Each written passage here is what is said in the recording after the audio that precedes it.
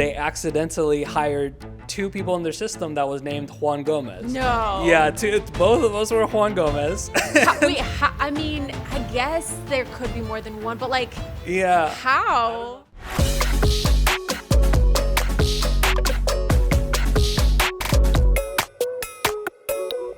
Hey guys, welcome back to GEGEVlog. Today I have my amazing fiance here with me. I can't take it seriously with the alcohol bottles. I can't. We are going to dive deep into the film industry and talk a little bit more about that. Juan, my fiance, usually works in big production. I usually do social media, film, and photography. So I want to kind of ask Juan some questions to see the difference between the two. And maybe if some of you guys are looking to jump into this industry, you'll find this video helpful. Okay, so are you ready? Yeah. First, I think it would be cool to talk about who you've already worked for, what you've done. I also want to drop some of your work in here to show them. Cool. But give us a little bit more detail. So yeah, in the film industry for 10 plus years at this point. Started my own company probably 6 years ago and had a lot of fun creating for all types of people. Some of my main clients are like John Maxwell. And then I do some stuff with music festivals like Ultra and a whole bunch of TV stuff. Recently, we just did a show called TGL, which was basically a golf show where it was like kind of like what you see like a PGA tour, except it was on a golf simulator. It was really cool. It's on a big 40-foot wall, and so all the pros have to hit against the wall on the simulator, and then eventually goes onto the green that actually changes shape. And yeah, that was a really fun project. That was like a 3-month-long project. So Wow. That's kind of some of the stuff that I work on. Give us a little insight. How many cameras are actually there? So at TGL, actually it was close to 100 cameras. I think we had 90 something cameras. Yeah. That's crazy. Yeah, it was a ton of cameras. And my job in particular, I was the technician for the Agido, which is basically an RC car with a camera on it. So you get this Agido system and you put a gimbal. So like we used one that's called a G1. It's actually the same brand that makes one for helicopters. So it's this gimbal that you put on helicopters, super heavy duty. And then you put the production camera on that. And that whole package is a whole lot of money. Wow. And so, yeah, my job was to keep it running the whole season. And that was definitely a challenge, but it was a good time. Man, but it looks so fun though. It was fun. It was cool being right on the sidelines. Like because of what we do, we get to be front row seats on some really famous people's lives. So it was cool, like for that job in particular, getting to be like on the green and literally seeing Rory McIlroy and Tiger Woods and all the main players. People. Yeah, all the big players. DJ Khaled was there like almost every show. So That's sick. yeah. That sounds fun. So let's get started with kind of jumping into what got you into this industry. What was the thing that just made you think this is exactly what I want to do? Well, I know the exact day that I actually realized that is funny enough. I was going to school and I had a free period and a class that's called OJT, which basically means on-the-job training. In other words, I could leave school one class early so that I could go work. And at that time, I was working at Christ Fellowship Church, on their production team, making videos and stuff. And so one day during high school, I was leaving school early around like 11:30 and then went to work the rest of the day. And I remember the shoot for that day in particular, we were on the beach. And I remember filming, having a whole bunch of fun filming on the beach and thinking to myself, all my other friends are literally taking a test right now. Meanwhile, I'm on the beach getting paid and having fun. I want to do this for the rest of my life. So that was the one moment that I like realized like, oh, I really got to commit to this. Yeah. So that was like over 10 years ago. So has your perspective changed on film over the years, or has it pretty much stayed the same? Yeah, definitely. I mean, especially nowadays, I've started to learn that it's more about the story that you're telling rather than how well it's actually shot. Obviously, we want to do a good job shooting, but at the end of the day, if you're not telling a good story, then none of it matters. And I know back whenever I had first started, to me, it was really all about the camera, how clear it looks and all of your settings and like knowing all those things to get like the perfect shot. But the deeper I get into the industry, I'm really learning, why people actually hire a filmmaker as opposed to just a regular videographer that is just off the street, has bought a camera and could just hit record. the difference between a filmmaker / video production company and someone who's just a videographer that just has a camera is the ability to actually tell a story. So a lot of what I do nowadays goes into meeting with the clients that I have, any small businesses around the area, and learning what they actually want to accomplish with video, and then doing the right steps that actually help accomplish that, not just point a camera, have the settings right, and hit record. What's something about production that most people, most outsiders, and most people that don't do this every day don't realize? What they don't realize is that it's freaking hard. It takes a lot of time to really think about these things. That for sure. And so what ends up happening is that you get a lot of people that think, oh, well, I can buy a camera easily, and why don't I just buy a camera and then record myself? And so I had this funny idea, actually, for an ad to create for my business, where I dress up as a fisherman, I have my fishing pole, and I'm acting as someone who doesn't want to be taught the right way to do things. And so, the shot is of me like walking up to a swimming pool and I'm going fishing. And then the line is something along the lines of like, why would I hire someone to do video for me? You just get the camera, point it, and shoot it. It's that simple. It's like teaching me how to fish. I know how to fish. You just cast it out into the water and keep reeling in, and then eventually you'll catch a fish. But the irony of the ad is going to be that I'm fishing in a swimming pool, right? Yeah. And so a lot of times people underestimate, how much skill and time it actually takes to do this. And so because of underestimating the amount of skill, they underestimate the amount of value and actual cost that goes into it, and not only the cost of like your time and your experience, but also even the cost of the equipment. This stuff is really expensive, and just to take a crazy example, like a red mag, in other words, like the SD, it's not an SD card, it's an SSD, but the media card for a red camera costs $2,000. That's just a card, Yeah. And so it like, that just puts into perspective how much these things scale. Some of these camera setups, like an RE Alexa LF, fully loaded with like cinema lenses and everything, can cost upwards of $200,000. Yeah. Just the camera. That's before you put it on any sort of specialty cam like an Agito and a G1, and just that combo right there is $200,000. Yeah. So. I mean, I have a bunch of stories of people telling me, oh, like, can you do it for this much? And I'm just like, no, I can't. Yeah. It is what it is. You know, I learned something funny from Hormozy recently. So it's what like, is it? they're like, so let's say $300, just an example. He's like, okay, the price is $300. And it's like, oh, well, can you do it for $250? Then you should answer like, oh, I can do it for $400. Yeah. And he says that's like, you just that's bring like, up the price a little bit you can more ask every for time. more. And he, I'm gonna be using that one recently. Like if it comes up soon that someone like tries to lowball me, I'll just be like, oh, I can do it for more. Yeah. So, That's awesome. And he says that he has a really good ratio actually closing with that one. So over 10 years that you've been in this industry, has your definition of success changed or stay the same? Not so much. I feel like right now it's get rich. So Yeah. I feel like it's always been get rich. Hey, that's all of us. Yeah. I'm just really excited to really grow the business a lot more than where it is. And, it's grown a lot in the past 10 years, but I think we still have 10 more years. And if I see that same amount of growth in the next 10 years, I'll be pretty happy because it's come a long way. So I'm really excited about that. I mean, besides filming, what else are you doing? Oh my gosh. Well, so many other things. If this channel has seen, I think they've seen probably the stuff from my YouTube channel. Yes. So obviously all the car stuff. We'll drop some things in. Yeah, I've been taking the car to the racetrack, trying to break into that segment of things. It's really fun, really hard, and really expensive. Check out the links below. Yes, check out the links below. I have a lot of cool content out there, and been really grinding on that. I mean, like started in October, and now that the account is close to like 500 subs, which is like, it's an all right amount, but it's only been like half a year. yeah, it's only been 6 months. So I think in crazy, 6 months, it's pretty solid growth. And I think it's going to go faster and faster from here. So doing all of that with the YouTube channel, as well as everything I'm doing with the business.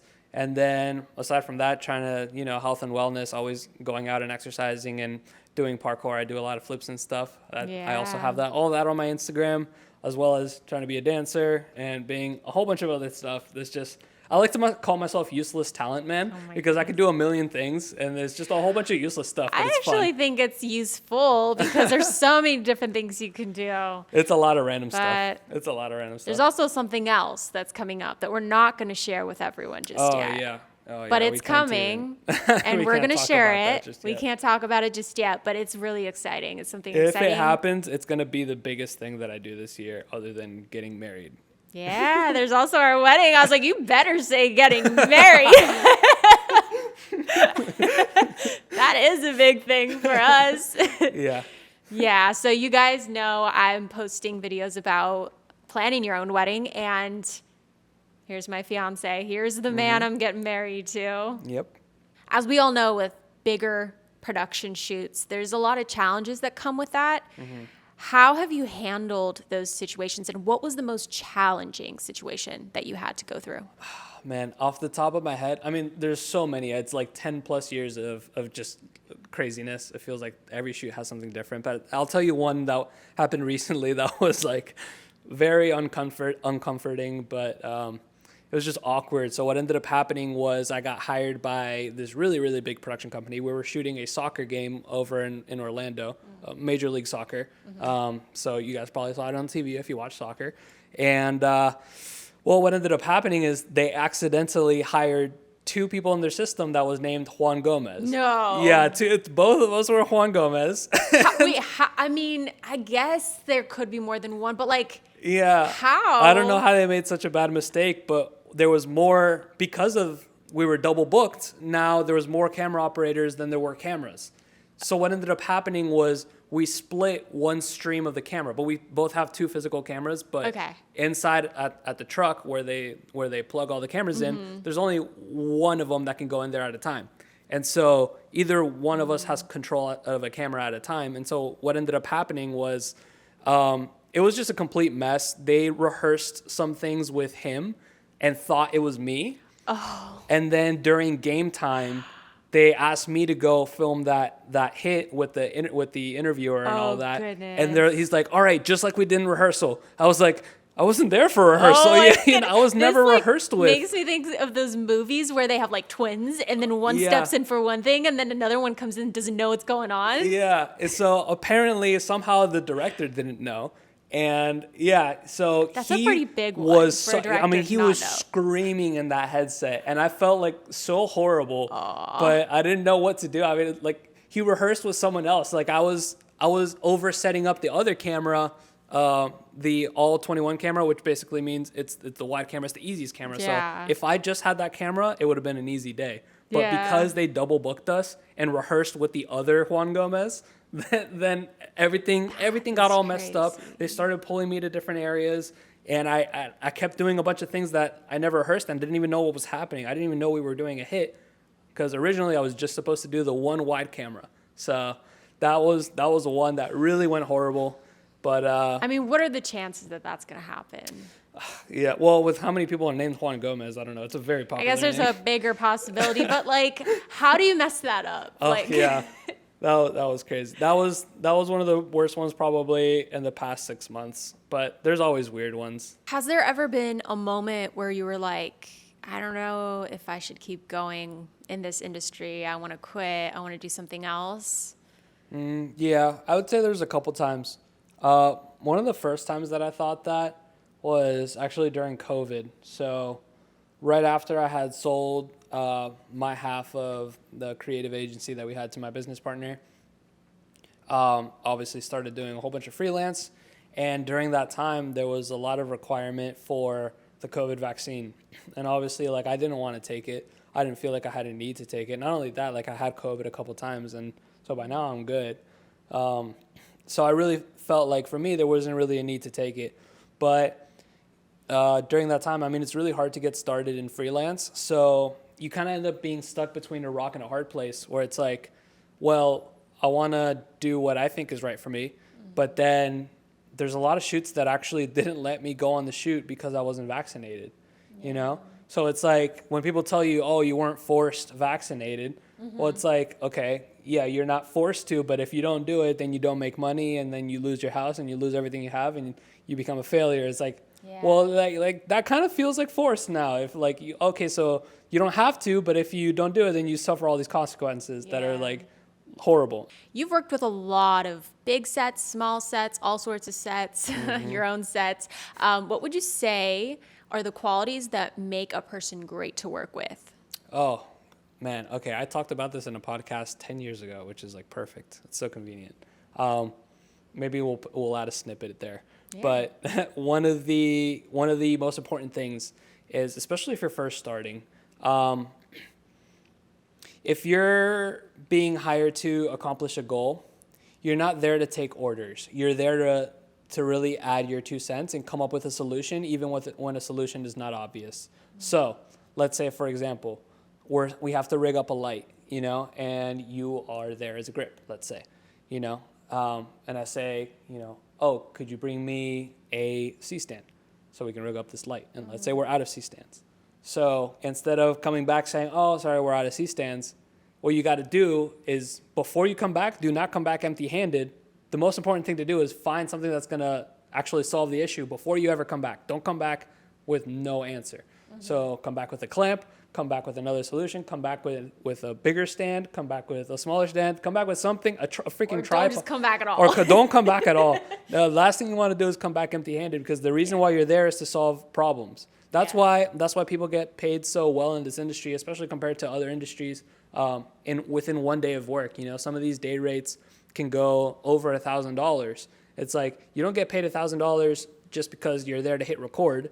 You get paid $1,000 because you're there to solve all the issues that could happen, and all your experience is going to let you know how to solve those issues. Yeah. So I talked about that back in a podcast 10 years ago, and I just think it's so fitting that like 10 years later, this is still like a very clear point. Like, you got to come back with something. Don't ever come back and saying it's not possible. Yeah. Find a way to make it possible, and then, suggest that.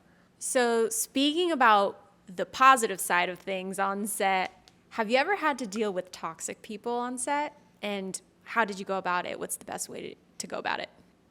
I would say, like, there's always going to be people that you don't like to work with. And that's in any industry and any job. It's always going to happen.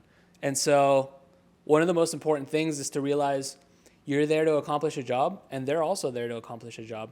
You guys probably both have the same vision, but different points of view on how to get it done. And so understanding that everyone's there with the same goal in mind, they just have a different way that they imagine accomplishing that goal than you have. So one of my things nowadays is really just like not taking it so seriously, even if someone else is just so dead set on their idea, and like, let's say I know that it's not going to work. My thing is just let it happen. Let it not work. At the end of the day, it's not that serious, It might set us back, but you have to be okay with that. Like, it's okay. It's okay to go with the consequences a little bit. Like, nowadays, it's more worth it for me to be a team player and take part in something, even though I know that thing's not going to work. It's more worth it to do it that way than to fight everyone to do it the way that I want to do it. Yeah, that's for sure. Because at the end of the day, it's still going to get done. It's not like the other people that I'm working with are incompetent. They're fully competent. Most of these people have been in this industry way longer than I have, multiple times longer than I have. And so they do know what they're doing. Sometimes they might be a little bit old.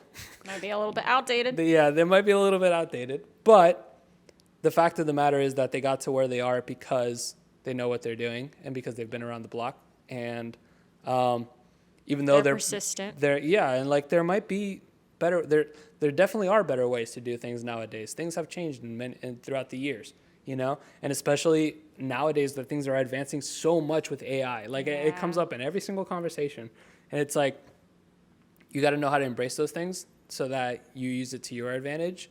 But when somebody else does it the older way, I wouldn't oppose it. At the end of the day, remember that you're being hired there because they like you and to help accomplish a goal. And so if you are going to be in the way of things, even if you know that it's going to help the end goal, it's still not great to work with somebody who is going to be opposing in any sort of way. So yeah, for sure. Looking at it from that perspective. Looking back, what was the best project you've done? What was the one that you're most proud of? Oof. Oh my gosh. This is a tough one. I think I was asked this in a different interview. Okay, so by the way, I want to do a little shout out to a shout out. Yeah. Because recently there was an article written on my company. That was sick. And it was called Shout Out LA. If we could link that in the description, I think it would be amazing. Yeah, this is why I wanted to do this with you before you get too famous and I can't get an interview with you. Well, I definitely want to have that in the description. So, guys, check it out. It's a very inspiring story. Obviously, I think it's inspiring because it's my story. But I was interviewed, and it told this whole story about, you'll just read it. You'll read it in the article. Yeah, You'll go see check it out. Go check it out. Links anything. in the description. So, obviously, we talked about TGO. We talked about Ultra. And, man, those are two of the biggest ones recently. But the truth is, we've done so many over the years that I could keep, rattling them off. If people look on my page, they'll see stuff with Canopy by Hilton, Cheney Brothers, Daily Wire. I've done stuff with Latin Patrick Awards. Bet-David. What's that? The Latin Oh yeah, Awards. Latin Grammys. Or Grammys. It's like so many things. And then some of them I had a small role on. Oh, Chick-fil-A. We did stuff with Chick-fil-A. Yeah, it's a big one too. Some of them I had a small role on. Some of them I was the main person on, And I think at the end of the day, it ends up just like I end up being really grateful about having so many stories that it's hard to pick a favorite one. Yeah. Or it's like, I don't know if you're going to add it to the interview, but like being with DJ Khaled like 6 times in the past couple months, just on random scenarios. The one I'm jealous about is Shakira. You've shot her several times, filmed her several times. Yeah, be very particular about your language. Shakira, if you're out there listening, I'm sorry. I love her. She's great. But yeah, it's just such a cool thing to, like doing stuff with Jordan Peterson when we did that with Daily Wire. That was really cool. Yeah, that one is a cool one. That was probably, actually, if I'm going to pick a favorite, it was probably that one. So Jordan Peterson. Yeah, it was this project called Exodus. And basically it was Jordan Peterson, and it was shot by the people with Daily Wire, and they had me come on the team to help shoot. Ben and Shapiro. do all that. Ben actually wasn't on that shoot in particular. We shot other stuff with him. But his company, right? His company, yeah. Okay. And so that one was really cool because it was him, Dennis Prager, and a whole bunch of other theologians sitting down, actually reading through the book of Exodus and verse by verse, actually breaking down the whole book and really getting like multiple perspectives on the whole thing. So that was awesome to just be a fly on the wall and be able to hear everything that the greats were saying. It's like they're all there, all the biggest people. They're they right there are the in front biggest, of my they're eyes. the top ones. That's awesome. Oh, and then John Maxwell. It's so crazy. Like I forget. I feel like, you've already forgotten some of these amazing ones. Oh my gosh. But it's because it happens so remember often. that like reality show that you've shot as well? That was a reality, yeah. In Miami? Yeah. Which was really cool too. So, from soccer games where we did Copa America, where people were literally... Oh, yeah, you literally was like right behind Messi? No, wait, Was it Messi? Yeah, Yeah, Messi. it was Messi. Yeah, because it was Argentina, yeah. Yeah, So you were it like was Argentina versus Colombia. filming him right behind him on camera. Yeah, and I'm like right there. I'm on the grass basically, and it was funny because even after that, there were memes about that game in particular because of how crazy it got. That there were people sneaking in through the air vents to get into the stadium, and so I knew that shoot was going to be a crazy shoot because I saw by 5 o'clock, I saw 10 people get arrested. That's crazy. By 5 o'clock, and the game didn't start till like way later. So Whoa. I was like, the game isn't even close to being started. I've already seen 10 people get arrested. This is gonna be a wild game, and it was. There was so many people arrested, sneaking in, breaking in. They went crazy for that game. That was a big one. I actually love this question a lot.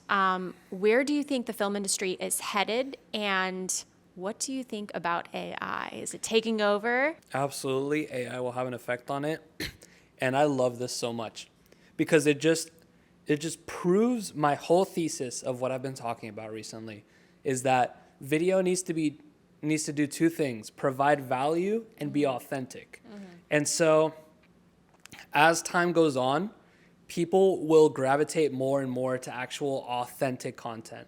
Things that maybe don't even look perfect, maybe even look shaky, but are at least real and is a real person giving real value.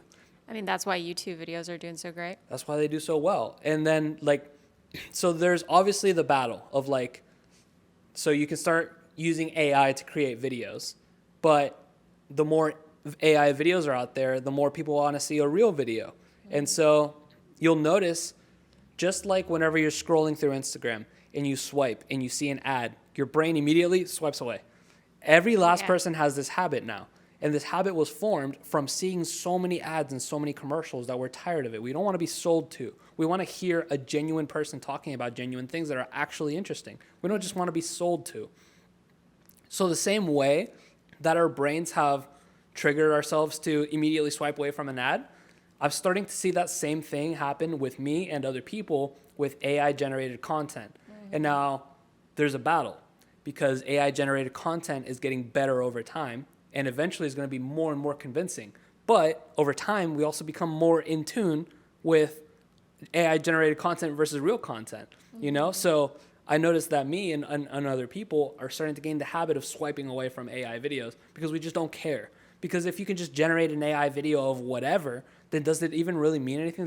Do you even care to watch it? No. Yeah. You know, if it's fake news, then why are you even watching it? Why are you you don't care? Same way that you don't care about a commercial that's scripted. And so that's where the industry is going, is in a way to value authentic content more and more. Because what's going to end up happening, since AI content is infinitely generatable, you can make infinite amounts of it. It's going to overflow places that host videos. Like, let's say, for example, YouTube. So it's going to be a point where it's going to be 1 million AI videos to one authentic video. So platforms are going to be forced with a decision.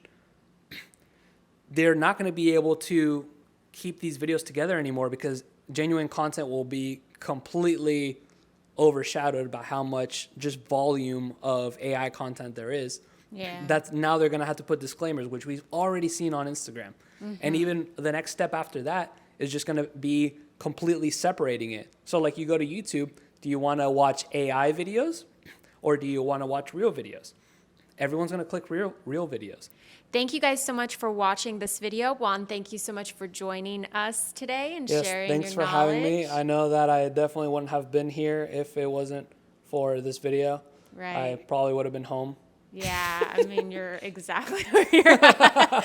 All you had to do is just take a few steps over from your studio over there. I had to put on a pair of pants. And just walk over.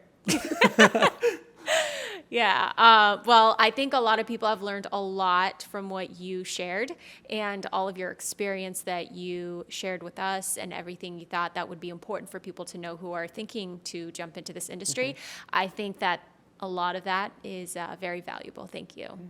Thank you, guys. Thank you so much for watching. If you have any questions, comment below. I'm going to share all of Juan's, all of his social media, his YouTube channel down below in the description so you guys can check it out. Also, if you guys can please leave me a thumbs up and click that bell button if you haven't already so you can see the new videos that are being posted every single week. Thank you all so much and have an amazing day.